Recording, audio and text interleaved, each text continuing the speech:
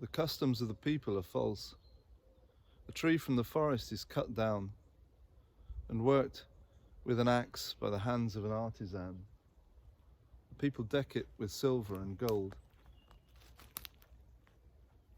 fix it with hammers and nails so that it cannot move.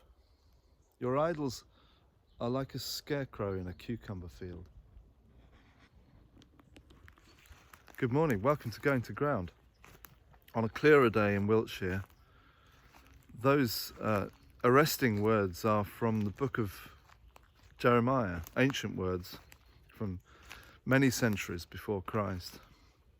And they're from today's Bible reading in the Church of England calendar.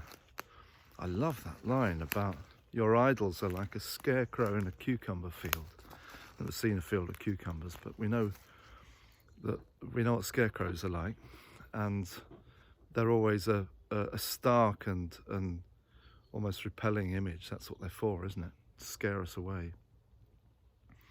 So that reading, I think, is given during Lent because it's a season when we're called to be aware of our idols.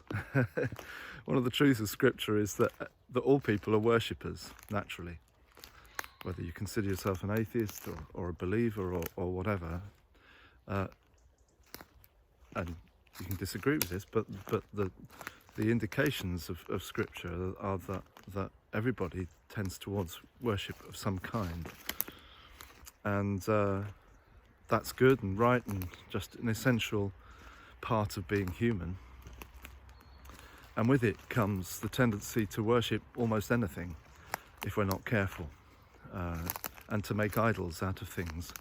And in some cultures and times past, of course, that would literally mean cutting down a tree from the forest, decking it out and making a physical idol that you might approach and worship. But it also means habits of heart and mind, things that we pursue, ambition, wealth, lusts of different kinds, and we idolize people and things. Give our lives to them, and Lent is the time to examine that. It's not easy. It's one of the hardest parts of Lent, is to take a good look in the mirror and consider what we need to fast from and to set aside. And I might say that includes the idols of our own faith. The church is by no means immune from idolatry, and is prone in all kinds of ways to worship things that aren't necessarily towards the light of Christ. We know that that's true. So every aspect of life is considered in that light during Lent. So I encourage you to do that today. I'm going to do the same as I walk back,